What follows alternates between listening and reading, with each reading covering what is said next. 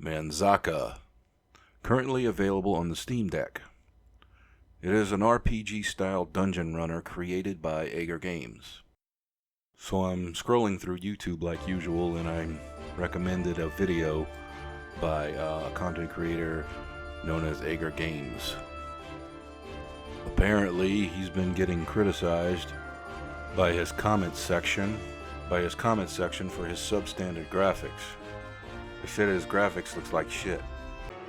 And this is why, according to some of his reviewers, that no one is playing his game. Well, I think that Ager Games should update the graphics. I'm going to set the graphics aside, firstly, due to that being the most obvious critique. Before I continue, I just want to add that Ager Games did not ask for this review, and I didn't ask him for his permission either. So I'll get into it. Yes, the graphics are a bit on the PlayStation 2 side at best. The models could use some textures, but it's still just an indie game. And it's not bad. Positives of the game. I think it has a unique concept. The levels seem to be procedurally generated. You can craft your weapons to upgrade by grabbing loot from the enemy spawns. I've defeated 5 bosses so far, I think. When you enter into a level, you have several tries to run through it and reach the portal at the end of the level where a level boss awaits you. There's 10 levels for each boss.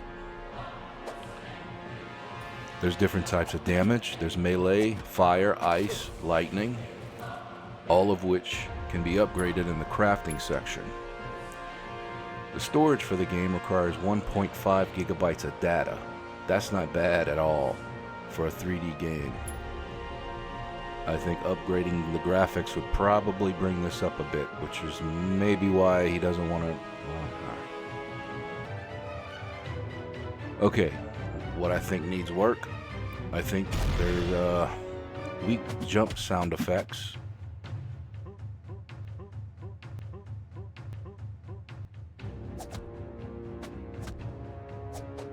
I found it hard to tell when I was getting hit or when I was hitting enemy mobs.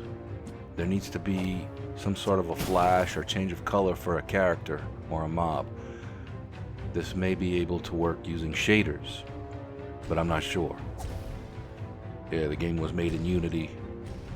I'm more experienced with Godot. Alright, so you get greeted by a donkey-headed character. Human form, donkey, horse head, beast, and he's okay. Controls aren't terrible.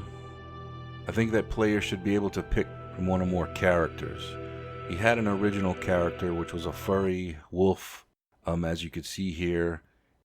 The Kotaku has a page dedicated to this game, and yeah, it's also the character that is portrayed on the icon for Steam Deck.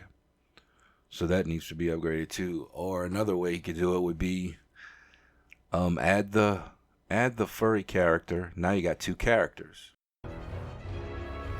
So basically the point I'm trying to make with that is that players should be able to play with more characters and be able to pick from. It'd be a lot cooler if you had like maybe 4 or 5, but 2 is good. And of course these models have to be upgraded somehow, possibly with shaders and textures.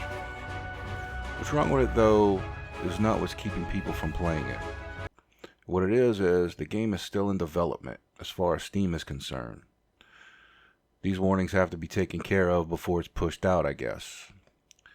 You can't find the game unless you search for it as a non-verified and non-playable game, as you could see here.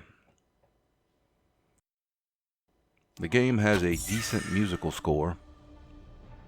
It's kind of repetitive, but it's not bad for a indie game. The UI menus are good. The text for a lot of the game is a little too small. That needs to be enlarged. Steam also gives a warning about this when downloading the game. I'm going to read the warnings right now. Fuck it.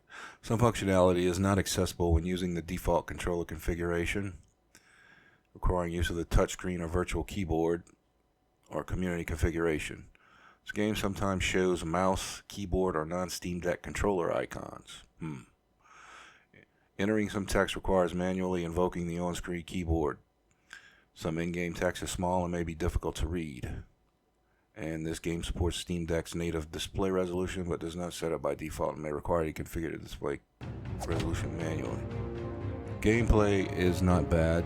I enjoy playing it. I'm probably gonna go back and play it. I like it. I like where the developer is going with it, but it definitely still needs work. But overall, I'm happy to add it to my collection. So give it a try if you can find it in the search bar in Steam Library. Thanks for watching. Peace.